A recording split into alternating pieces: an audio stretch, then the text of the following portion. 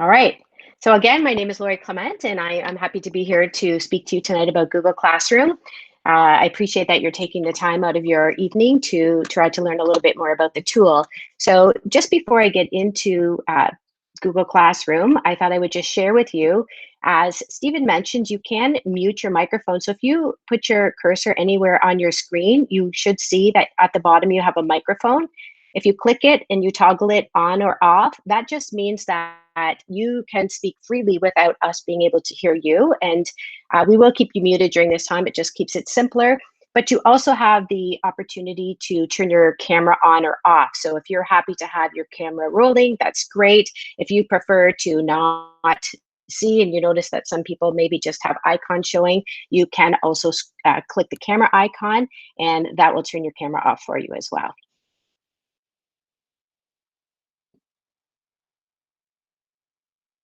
Oh, so I think, let me just go back to take the screen back here. I think Kelly turned on screen sharing, so I'm just gonna have to resume. All right, great. All right, can you see my screen again?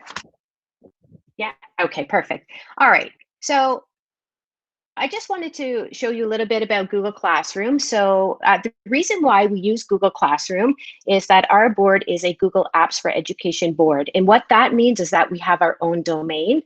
So your children would have email accounts that end in mytoolstogo.ca. So those accounts are held within our board. All of the information that your student is accessing as part of this education suite, they have access to Gmail, Calendar, Drive, Docs. Google Classroom is one of the tools, and all of these things are held within our domain, which keeps it secure and ensures that all of your student or your children's information is housed within our board. So that's the real reason why we really do promote the Google Classroom. It is an excellent tool, and it's certainly serving the purpose for our teachers.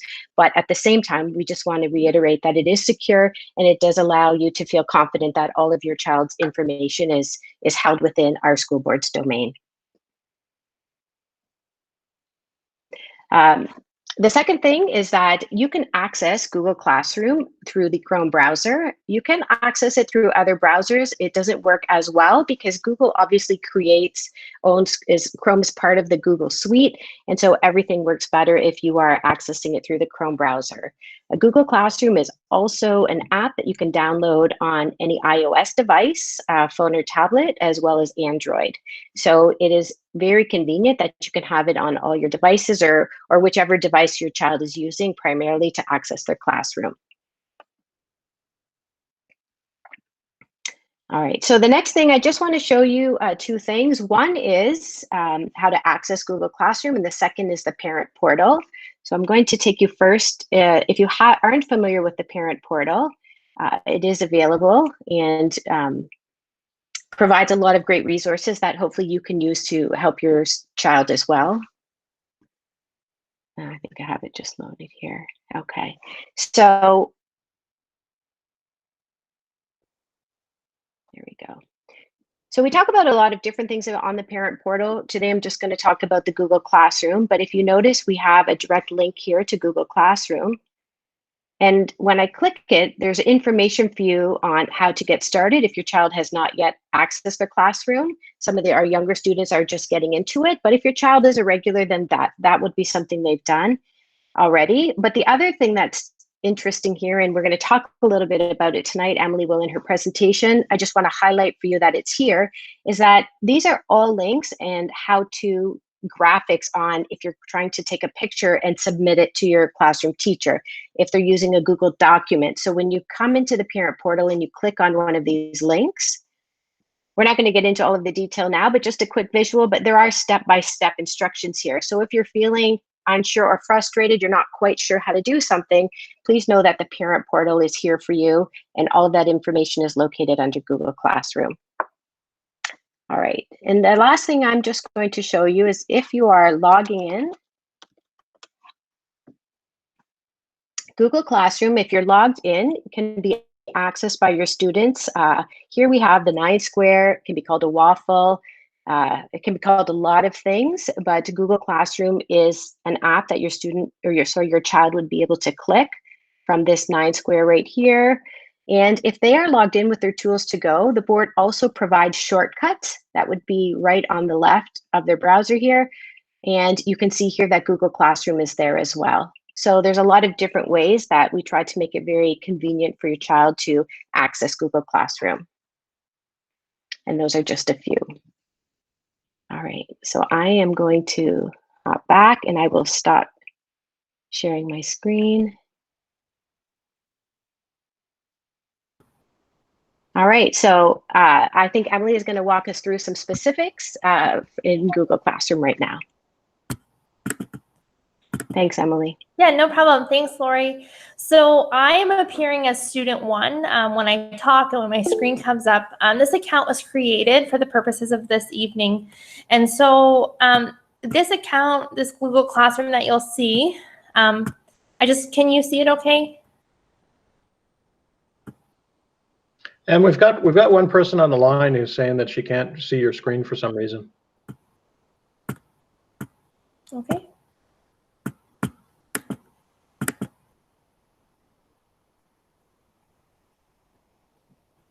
It's coming now. Okay.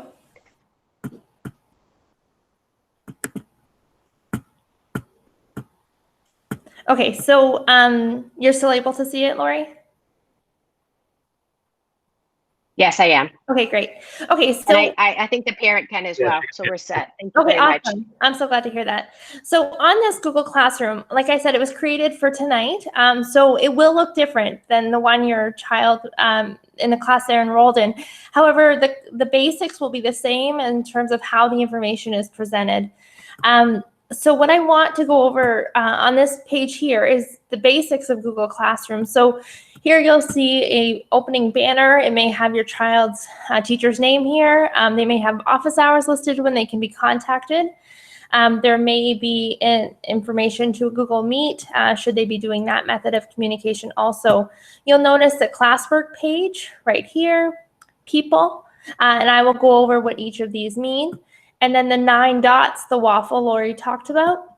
If I were to click that, I would have access to creating a Google document, a Google spreadsheet, a Google slideshow, and the calendar. And I'll talk about the calendar a little bit later.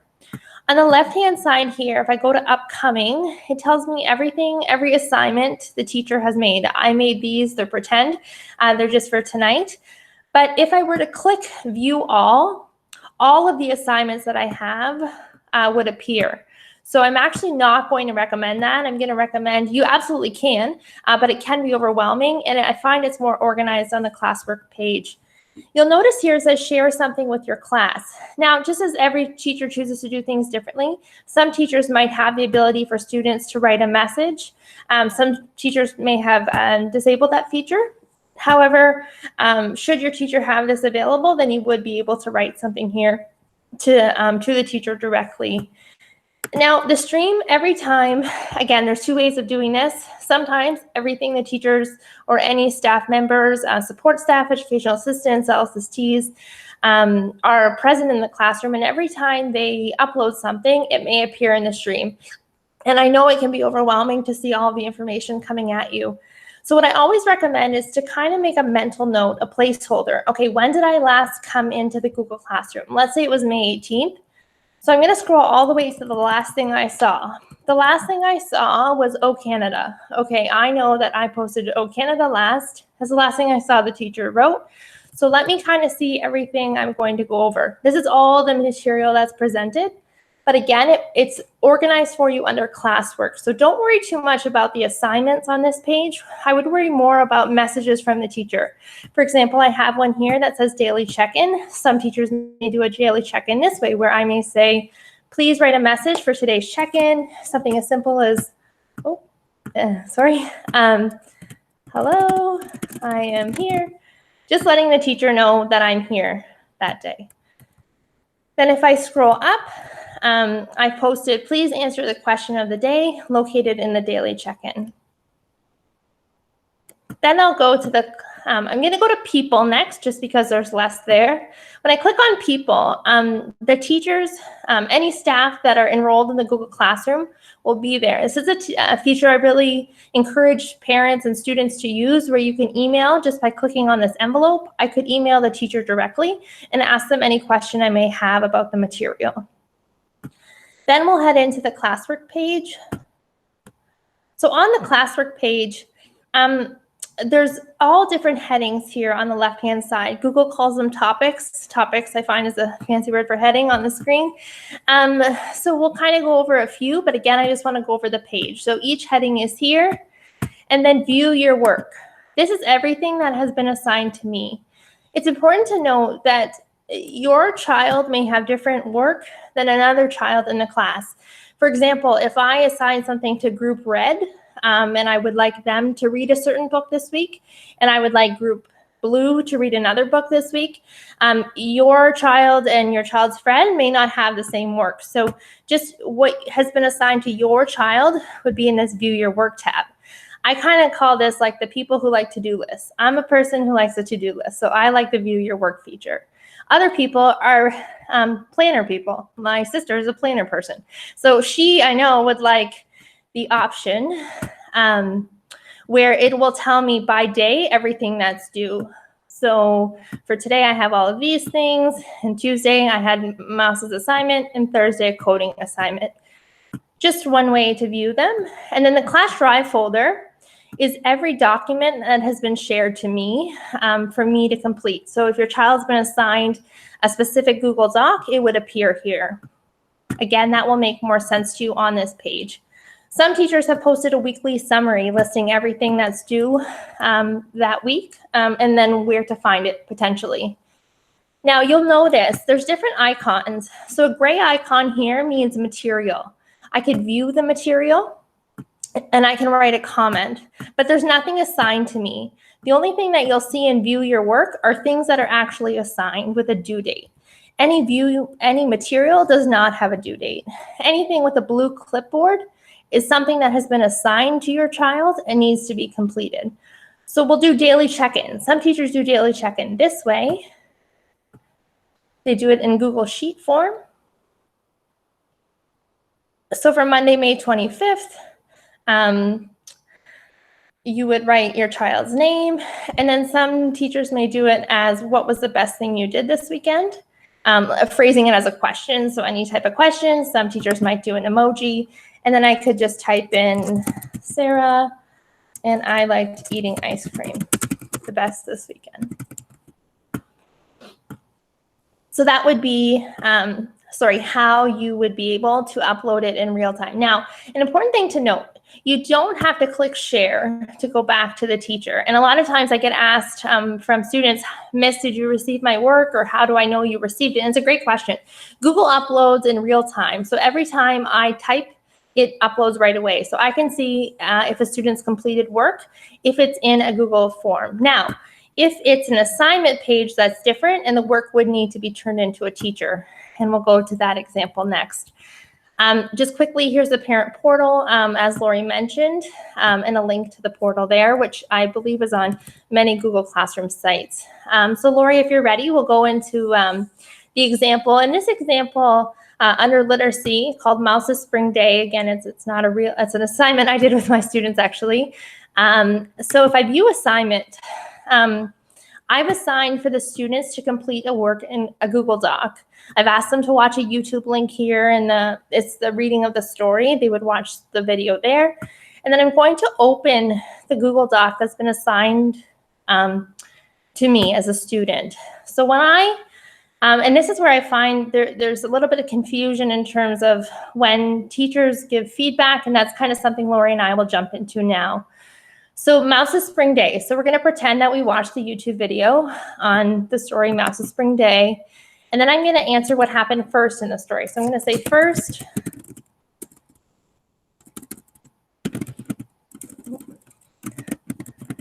the mouse went to pick flowers. Now, let's pretend that I'm finished the assignment and I don't answer. Sorry, there's a little bit of a delay.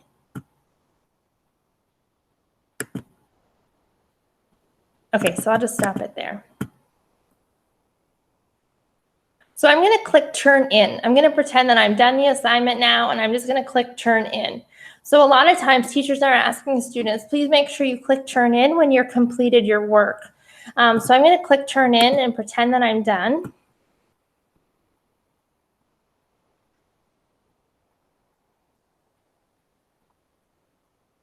It's going to ask me, are you sure you want to turn it in? I'm going to say, yes, I'd like to turn it in. And then Lori is going to comment on my work. And so this is what's happening in classrooms where the work is being commented on.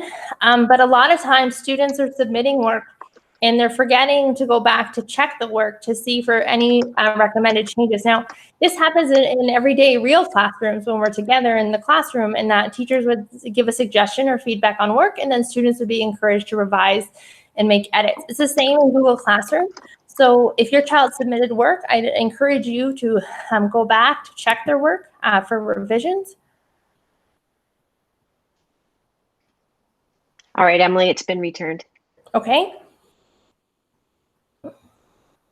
So maybe just flip to the email too to show how students will be notified that their work has been returned. Yeah, just waiting for the email to come in. It doesn't look like it's quite there yet. So while I wait, oh, there, perfect, it's there. So one thing we wanted to show you here. So if I was in the Google Classroom, I'll do that quickly, I'll show you. And I click the 9 dots, I can access my student's email account, my child's email account. So I'll go to my email account, and if you'll notice, every assignment that I've given to this classroom has been emailed to the child. So a lot of times parents will say, I don't know what's been assigned to my child, which is entirely understandable, but a good way to do it is to go to Gmail, and you'll see everything that's been assigned to them. Also, Lori commented on the work, and now I see, okay, there's a private comment on my work. So I'd like to go check it and then make the changes. So she liked that I use capitals and periods. That's very nice of you, Ms. Clement. Now, if let's say Ms. Clement asked me to finish the rest of the story, or I spelled something incorrectly, that would be provided for me here. I did leave a comment. Sorry, yes, it's going very slowly. Just loading. Yeah, just loading. Like the whole world's on the internet or something. Okay, great. It says, please watch again and revisit this question. So, okay, I need to fix this and edit it, and that is something I can do. And then once I make the changes and I answer the questions properly, I would click turn in again, and the teacher would be able to see my revised work. I'm doing the next example we're going to show you quickly is just the uploading a photo, because I know that has also it's a requirement many teachers have asked for. So we just wanted to walk you through that quickly. As Lori mentioned, Google Classroom can be added on your cell phone or an Android device or a tablet. I always recommend doing that if you're asked to upload a photo, because it's super easy to take the picture off your phone like you would for anything. You're taking a picture off your phone, and then you can just upload it directly into the Google Classroom app. If you'd like help doing that, leave us a comment and we can kind of help you with that. So on this activity, it was a cooking example, and I've asked the students to upload a picture of their child cooking and following a recipe in sequence. So to add a photo, I go to add or create. And then I go to Google Drive, because I've uploaded my photo into Google Drive. It's wherever wherever your file's located. And then here's a picture actually of my own child making banana bread, which was a big mess, but it was great for the classroom example. So, and then I would click turn in. There's a picture of my child following a recipe, and that's submitted to the teacher directly. So anytime you click turn in, it is given directly to the teacher. And I think that's all in terms of, we wanted to leave some time for questions. Lori, if I missed anything, please let me know. No, that was excellent. I also just added in the portal that there are full details for uploading images, uploading video, and any other type of Google document or spreadsheet on the parent portal. So there's full illustrated instructions on there if anybody is in need of that. All right, well, that was great stuff, ladies. Thank you very much for doing that. And I think we're starting to see some questions. Like I said at the beginning, if you have any questions, please use the chat feature. That's just a dialog box up in the top right screen, hand corner of your screen, I should say. Just put your questions in there, and we'll try to answer them. All right, so if I can just answer, I think I have my audio working here. I'm just going to answer Rob, who's asking, will Google Classroom be the platform high school students will be using in the fall?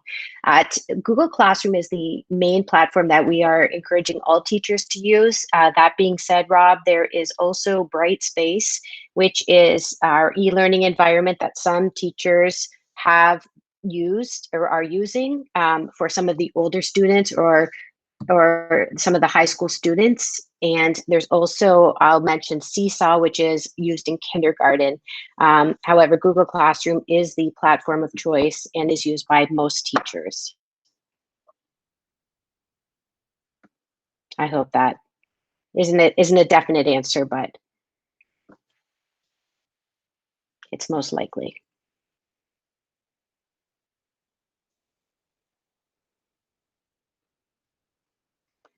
Summer School uses Brightspace, which is our e-learning platform. And we do have all of our summer courses online. So the reason why for e-learning courses like Summer School, we use Brightspace because we can do connect it directly through our Trillium, which is our student information platform. It allows us to do a few other things. Just on the note of Summer School, we just did send home some messaging with students. We do have some additional courses that have been offered this year. We've got some extra ESL courses if anybody needs help improving, working on their English as a second language. We've also got some improvement courses that are being offered as well for kids. And these are just short, 2 to 3 week courses where if there are kids who want to upgrade, improve their marks, in order to gain post-secondary admission, those kinds of things, that those courses are now being offered. So an email was sent home with all of our students. So if you want to just check in with them to find out, you should be able to get that information from them. And Stephen, can you list where the recording from the last session has been posted?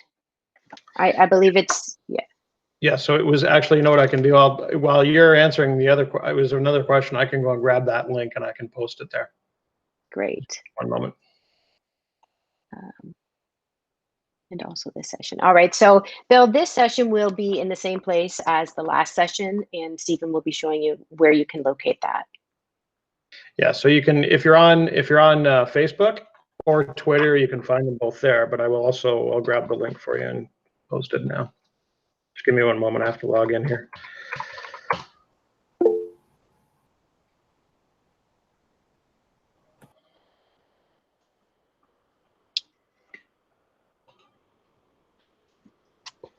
Okay, so Noreen, can we ask for a Google Meet with the teacher if we have any questions? At this point, there are teachers doing Google Meets, and there are some who are in the process of learning how to do that. So you could ask for a meet, and your teacher would decide if that would be the best way to communicate or if they have another preference. Let's begin. So our focus today is... Oh, Mr. Sadler? Okay, so.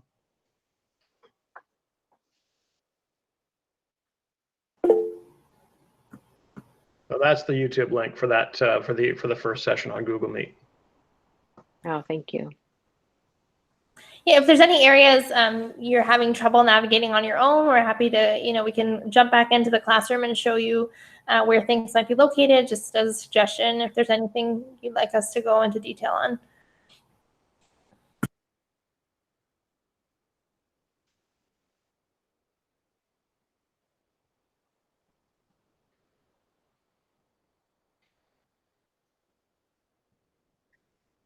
Okay, well, it's not looking like there's any more questions.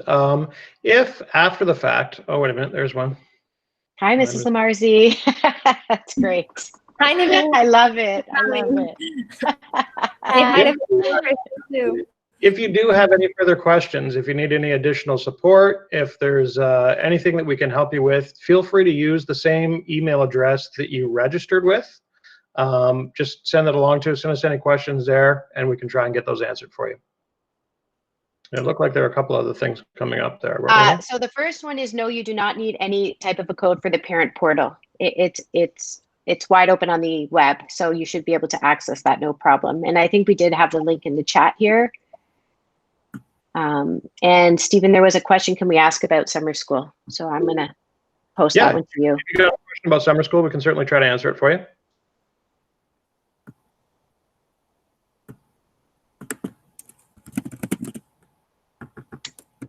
You can certainly type in the chat box, but you could also turn your microphone on if it's easier for you to ask your question, Jose.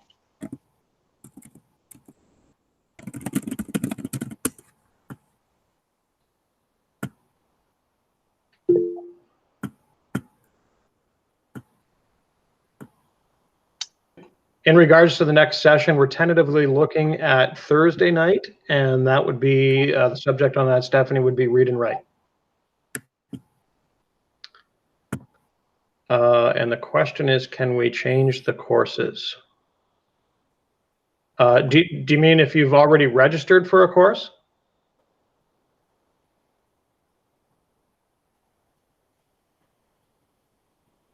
Yes.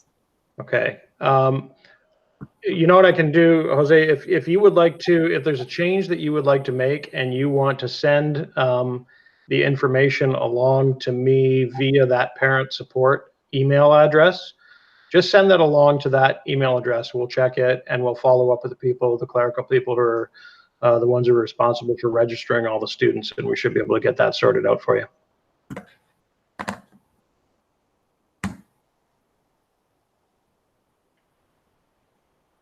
Great. You're very welcome. Okay, last call for any further questions. Anything else?